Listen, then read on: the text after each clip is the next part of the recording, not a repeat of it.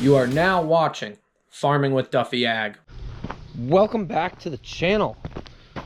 We were supposed to get rain and yep,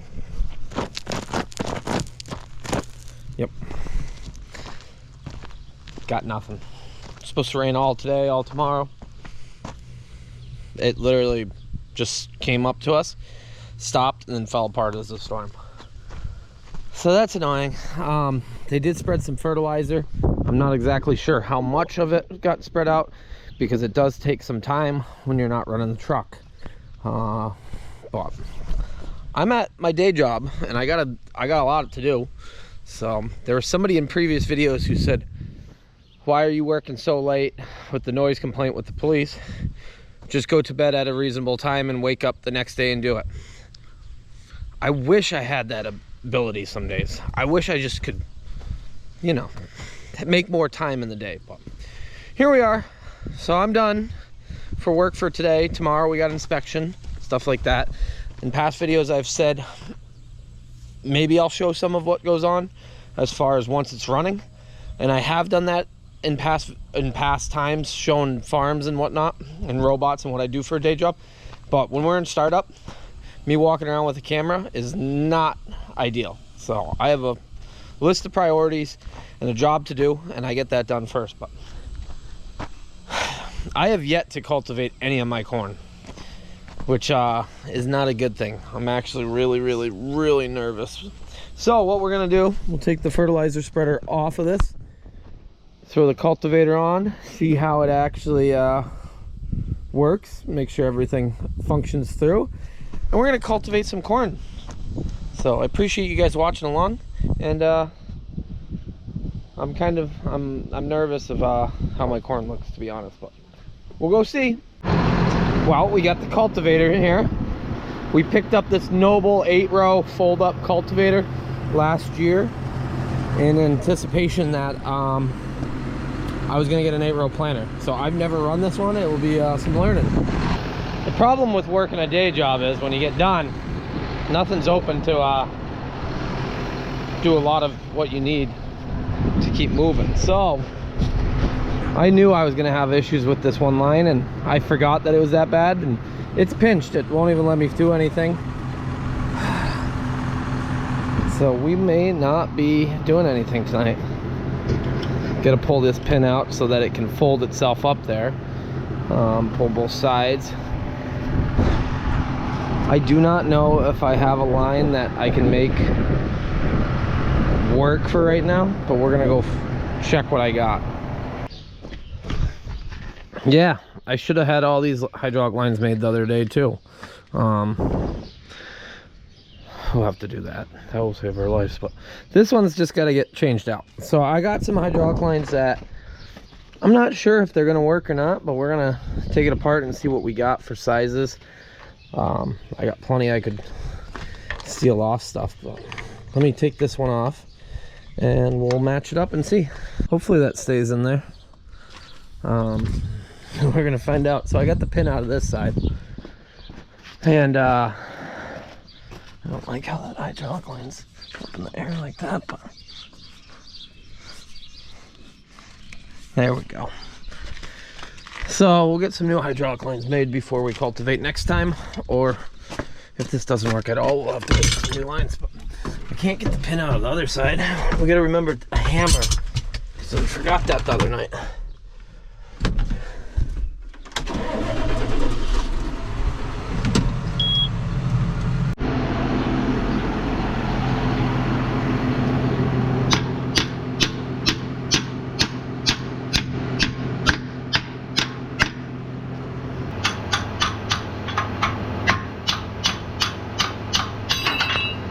Here we go. I think I had to have it up in the air. That would have made a better idea. But we'll pick it up and fold it up and see. I see this one's got a little bit of an offset. It will be okay as far as going, but we might have to look into why it's got a little bend to her. They should have a little bit of movement.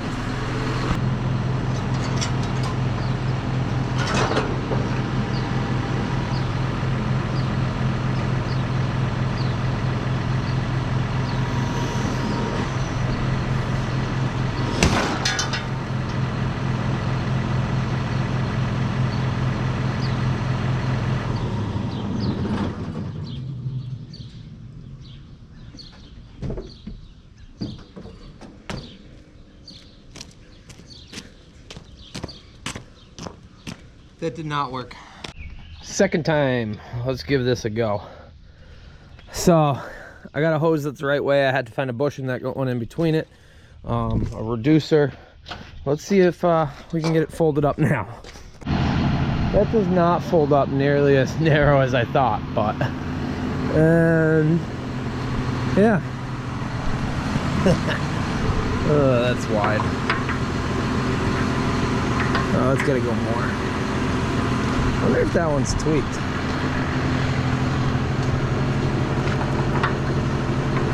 Yeah, they both gotta go more. Can you jump in and pull that first lever? Or push it? I don't remember which one.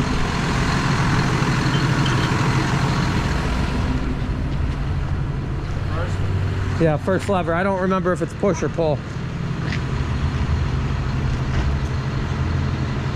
Fox Body Mustang.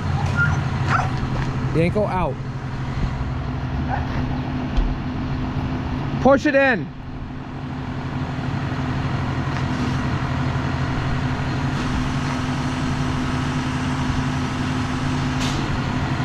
Nope, other way. Other way. Go the other way. It's like it's got a little bit of wiggle room here.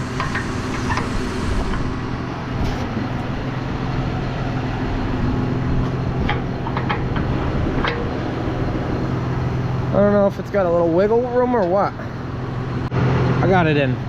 Just had to give it a little push. We'll do that down here. Oh, we gotta get the jack out of there. I forgot about that. That was all bent from previous. We might cut it right off. Just the bracket so we can straighten everything because it's broken already. This is pretty wide. I'm gonna measure this to make sure we're doing okay. On the move, clean the back window. Tires are good. Yeah, I fell off and I did that. That's gonna hurt a lot tomorrow. I was kicking the jack and the jack bent back and then I fell and yeah, probably shouldn't have been kicking the jack, but the bolts that held the bracket on got hydraulic fluid everywhere. That's all I can smell. Broke and I fell over. So that was less than ideal. So this thing is about 14 foot wide and it sways quite a bit. So we gotta be pretty friggin' careful so that we don't hit nobody because everybody, thank you. Everybody wants to come up and they see, oh, the tractor's not that wide. And then they come and the implements actually sticks out another 4 foot. So I thought this folded up more. I think I can put some ratchet straps on it or something. Well, I guess cars are okay because it's sitting up high enough. I might be able to pull the draws in a little bit more, or the row units in more with some ratchet straps across it to narrow it up. Oh yeah, emissions codes. That's cool. Just clear that.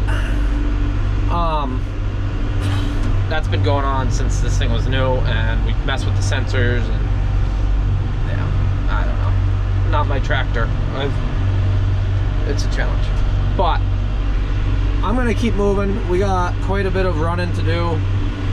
It's 12 miles to my own field, and the reason why I'm cultivating, if you're new to the channel, is because the headache of trying to use pesticides and then be frowned upon. And I started off last year, I had 2 fields that I cultivated.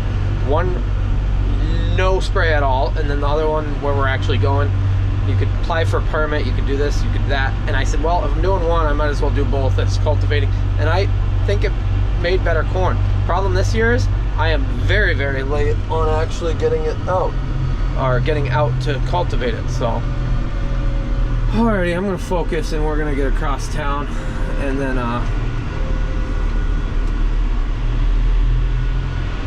yeah, that Jeep didn't even slow down. They get around the tractor and they're like, oh, that's okay. I need some lights on implements, or those sticky lights like people have been saying. So we'll boogie over there. Everything has fought me today so far, and granted, I didn't get home from work till 6 o'clock, 5:30, 6 o'clock, and it is 8 o'clock now. So we're gonna be working in the dark, but all part of it. Got to keep moving. A lot of people have, well, not a lot of people have said, we'll just do it tomorrow. If I had that attitude towards everything, we'd get nothing done. So you gotta have the attitude of, let's get this done, let's do what it takes to keep moving. And they didn't spread 2 loads of fertilizer, but other than that, he got everything else spread out, so that's good. He did all the further fields. Put it on urea and potash. It's enriched, so hopefully it sticks around until we get some rain. Alrighty, enough of rambling. Somebody does say I talk too much, and I apologize. I guess I could do a silent video. Andy Horrigan did a silent video because somebody said he talks too much. I enjoyed watching the video, but there was no description, no interaction, and I do believe you guys like the interaction of this. Yeah, exhaust sensor pressure failure. It's when you let off and accelerate again aggressively. So. Well, a little bit sketchy. So the old bar that I used from Frank, I still got to bring it back. It was a 6-row Brilliant bar. That was 15 foot wide. So being 14, a little less sketchy. But the corn is looking absolutely awesome. I actually got to get over here and spray Source with just water. But it's full of weeds, and I don't know what I did here. So, oh, Yanko's chasing a deer, but like this corn looks killer. It's way past V4, which yeah, we're like almost V6. So we got to get into some spraying in the next day. Well, probably 2 days. But cultivating, let's give this stuff a kick. It really jumps. I really wanted to set this up so that we could have some nitrogen drops on it. I ran out of time. I got all these visions, and you only get so much time in a growing season. We had a lot of projects, just getting out to check everything. So I got some buildup, and I think I got a stick or something, but we'll clean some of those off just so they don't knock it over. So this is 8 rows going that way, 8 rows going this way. So it's breaking down the weeds a little bit. We're extremely late on this, and I do not like the baskets that hang on it. So we're gonna take all those off. I know it's meant to go down the corn row, but it's just hitting corn over because it's at that height. But we're coming through here at a good rip. And it's looking pretty good. So a little bit of a bend over, but that stuff should all poke itself up because of the height. But like I said, the baskets that go on either side when it's short to help break up, they're not useful for me right now. But this corn is looking like fantastic. Like that stuff's way further along than I thought. I had some planting issues, as you see here. Well, guidance issues. I had a gap in between military bases right there, and my buddy who lives over here, he's like, things don't always work the way they should because of what goes on in that base. There's people who watch the channel that have aircraft in there and or work in there, and I got buddies who have worked in there. But we'll keep moving along. I don't like that I've knocked over some corn, but it's part of cultivating. Well, this stuff's pretty full of grass.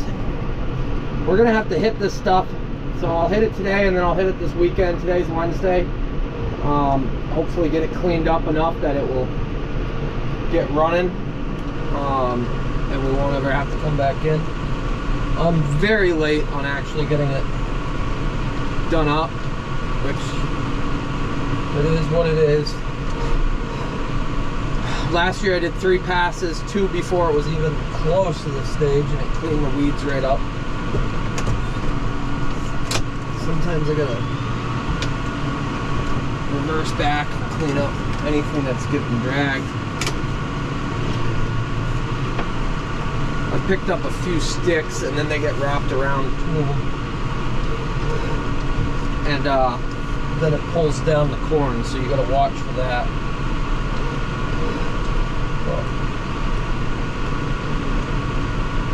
Plus you can't see nothing in the dust, so you can't see what you're doing behind you. Well, all part of trying to farm on your own and trying to get into ground. That was the big reason why I did all this. I wanted to farm my own ground. And it's very challenging out here to farm my own ground, so that's why when people are like, oh, just move and do this, do that. I've thought about it, but it is, and there's somebody who says, oh, you have more money than I do when I started farming. I wouldn't go that far. I work pretty hard for anything that I can get out here. And I'm slowly growing. I don't want to bite off too much financially and then fall apart. But at the same point, it's challenging. You always like farming where it all began, and it is challenging. So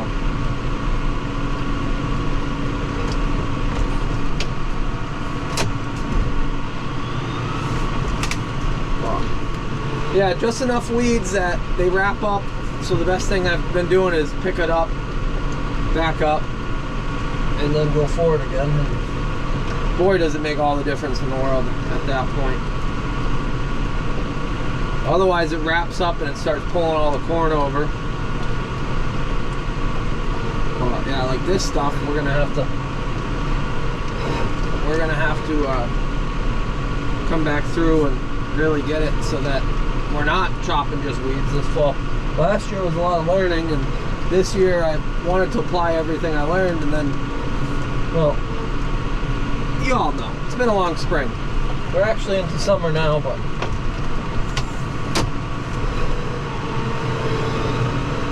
I did one pass on the headlands, well, the end row, and that kind of hurts me there, but I'm running it over anyways. 8 row definitely makes it a lot better off that you do less passes, get more done with less cycles over, less disturbance. So we will see how well this goes. It's starting to get really dry over here, so that's a big concern of mine. I know this is some drier ground, but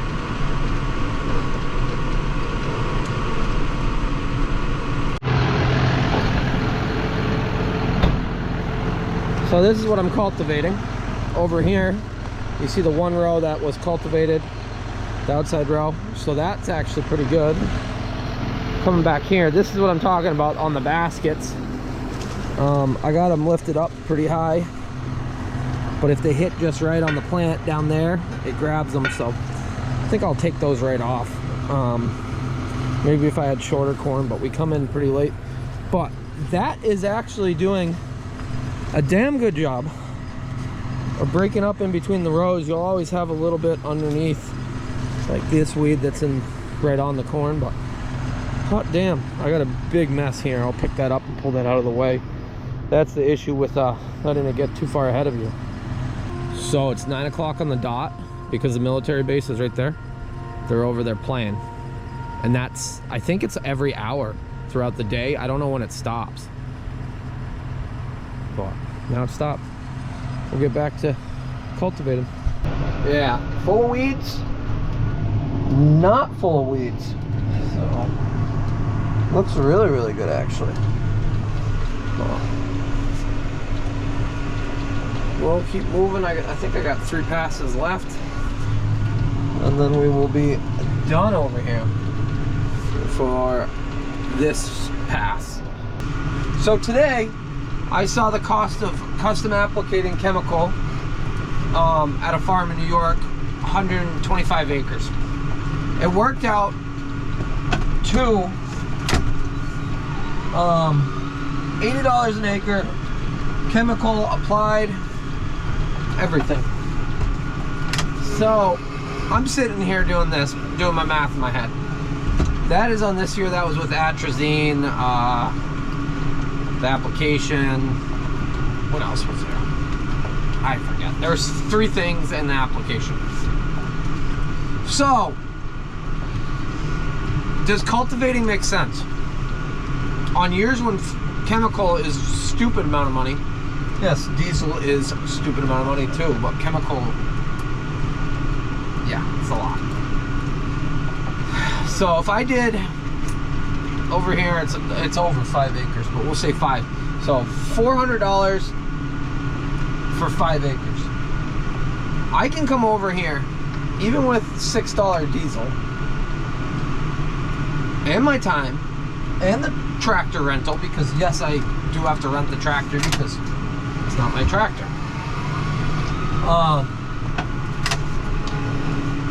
I could come over here for $400 and do my 2 passes and actually be ahead. So, and if I was on a large scale, I think it would justify even more. I gotta travel over here, which is the big thing. But on a year like this, cultivating corn, I think justifies actually pretty well. But I wish I had a field like 20-acre field. I could zing back and forth, nice square 20-acre field, but I got these odd-shaped fields. And I think I'm gonna put this field into probably alfalfa grass this fall, just to keep bettering it. I'm hoping we have a ton of corn, but I'm worried it's not raining now. So, and then I'll have both my fields in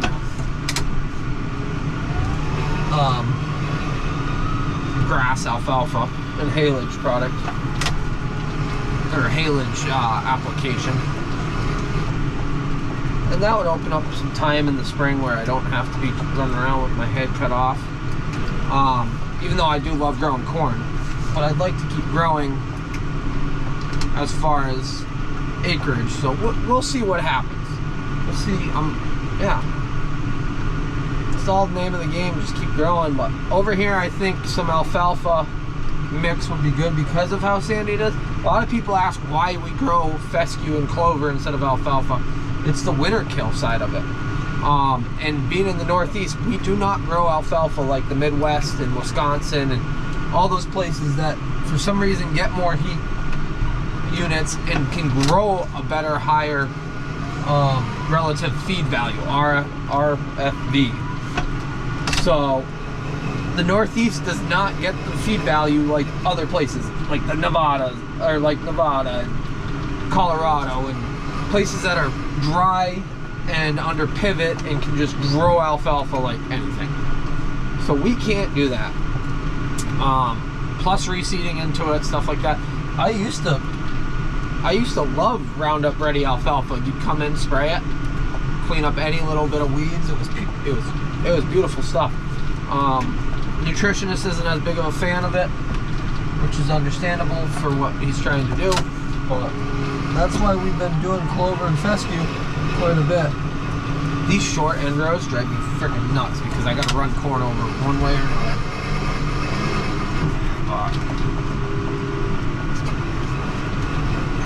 Loss when you're doing cultivating, if you're not thinking ahead in these odd shaped fields, then yes, you get quite a bit of loss, but you hope that you get in and out without running over. But you get lost with a sprayer too, unless you're doing all pre-emergence, which yes, we tried to do that, and next year we'll be back to pre-emergence. I was just behind this spring. I say that every year though. I say I'm going to get better and more smooth, but there's always a battle that to be had. And this year we battled quite a bit. So you guys know, you guys are subscribed to the channel, right? Yes. If not, it's free. Go make yourself a Google account. Subscribe. If you got a Google account, just hit that subscribe button. YouTube is owned by Google.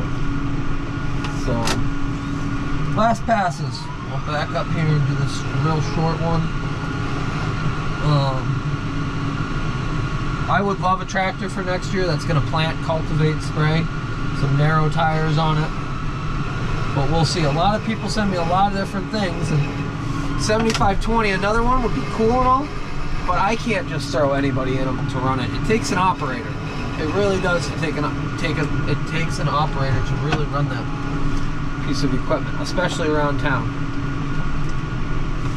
Okay, we're done. We are done. Whew. This corn looks really, really good for as dry as it's been, and how little I've actually come over here and done anything. So I would like to come over with just water and source and spray it on it.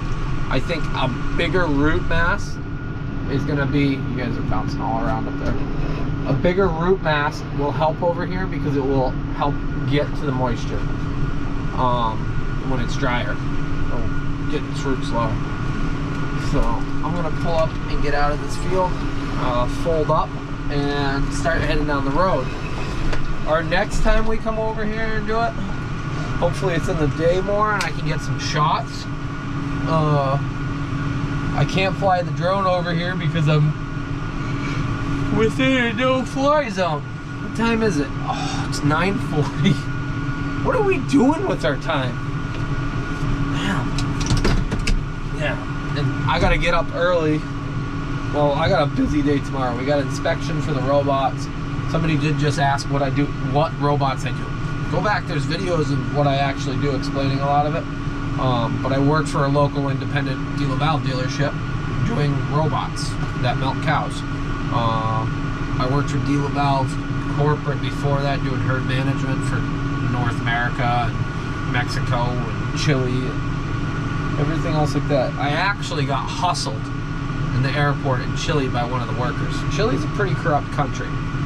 So Mexico was pretty corrupt too. But I'm not going to like the touristy places when I was doing that. I'm going to like, went to Los Angeles, Chile, and I worked in Querétaro, Mexico, which is a big city.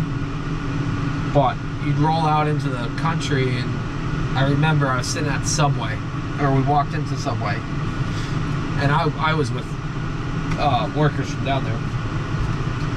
And, oh, here it is. I think this is what it is. This is Massport's ambulance. It's a 4-door ambulance. Thing's baller.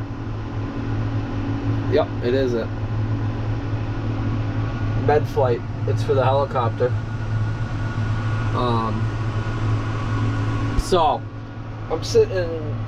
We walked into the Subway in Mexico, and sure enough, here's all the military. Well, the crime fighters for the cartels, and they're all geared up, masked up, standing in the Subway ordering sandwiches. I was like,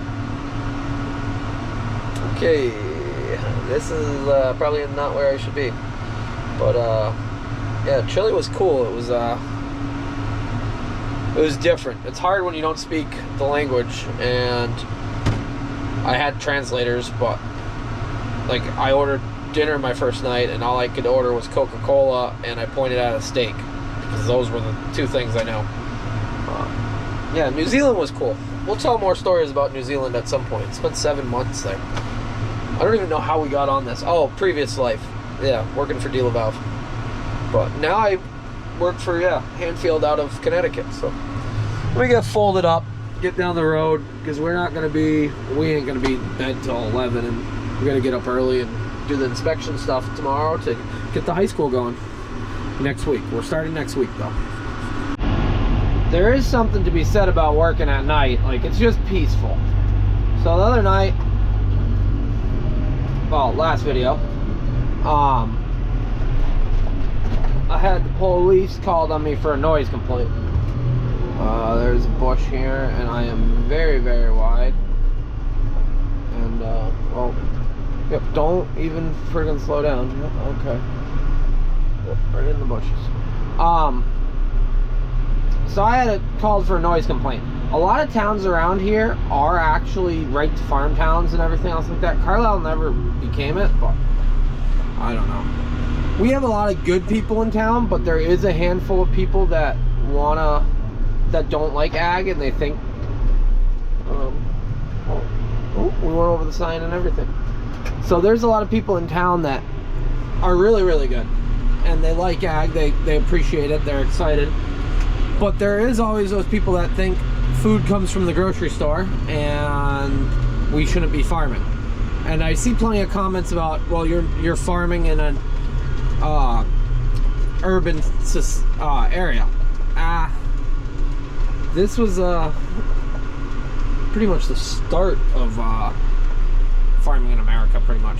What is it, Jamestown, and then pretty much Concord, well, Boston, and so yeah, I guess you can say that, but at the same point, there is a lot of ag still related, and if you do not have ag, if you push it all out, it's only a matter of time till everywhere starts becoming more and more populated. And you see that in rural America. So Tony Reed's, you watch his stuff, what his comment about it is, the worst thing that ever, I guess it's a little chilly in here. Yep, that car's not even getting over.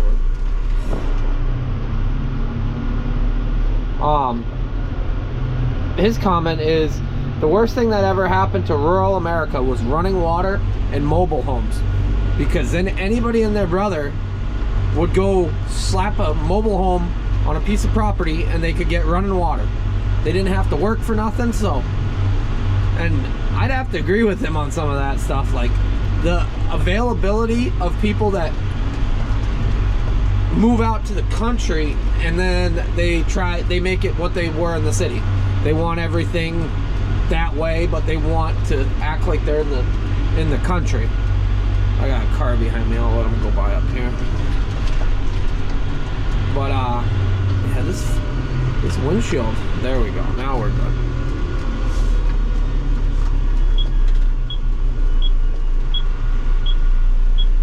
So it is what it is. A lot of the ground around here is preserved so that they're never going to build house lots on it. The property that I was planting previously, all of that has to stay in ag. That's part of the whole agreement. The town is very adamant on that being part of the agreement. So yes, there's going to be more house lots over there. Are we going to haul manure over there? Probably not, but it's kind of a pain to haul manure over there anyways. I'd only do it if I was really, really slow, because it's a long trip and windy roads and everything else like that. It's only 2.5, 3 miles, but it's an hour round trip probably by the time you're all said and done jetting through those roads at 20 miles an hour. So I'm not that worried. The agreement is when they're done, well, this fall we're gonna reseed all that so it looks nice. And we do a lot of ground that we run it because people want it to look nice, and that's what it is. So it's no skin in our game, because we're not paying rent on that, but at the same point we're utilizing ground that doesn't belong to us, and we have to keep it looking nice and things like that. So I take a lot of pride in having fields that look nice, and that's really what I want to. I like every year getting better at that. I gotta get out and rotary mow around a bunch of stuff, but whew. So a little explanation of what goes on, because people do ask, and we run all over God's creation here because that's just the nature of the beast. I wish I was in an area where I had 400 acres out in my backyard. Life would be easier, wouldn't have to deal with people on the roads, but it makes it unique. And I think part of that unique relates back to you guys, because there is a lot of people that do the same thing, or are in an area that they see tractors going around, and now you get to see the behind the scenes of the stress, the nervousness, the headaches, the drama, the everything that goes on to get a final product in ag. And I'm not the only one out in this area bouncing around, but I'm the only one that is holding a camera and showing you day by day of what goes on. So I appreciate you guys watching along on that, because it does take a lot of effort to keep going, but I like challenging myself and I like sharing it. Alrighty, I got 7 miles to go, and then we'll be home. They moved some calves around today, and well, they're all partying for the excitement, but we made it home, which is good. I almost didn't think we were going to be able to cultivate. because of that hydraulic line. But we got it. Have a little faith. Might have messed up the first time, but what we got to do is, I want to take all these off. I don't like how it hits on the corn, and I'm never going to really utilize this. I think it's got too much play in my mind, but I'm sure some old timers are going to tell me you need those. We did it without them last year. It's designed to protect the plant as it starts, and we're far enough along, so I think just 2 bolts, and yeah, we'll just actually, if we just take the top out of every one, they'll slide down and drop. So we'll run along to that, and we'll get all the hydraulic lines made, and then we're gonna hit all that corn again, probably within the next 5 days. So, but alrighty, I'm gonna get out of here. I appreciate you guys watching along. Cultivating corn takes some time, takes some patience. It is rewarding though, so I really enjoy it. But appreciate you guys, and I'll see you guys on the next one. Have a good one.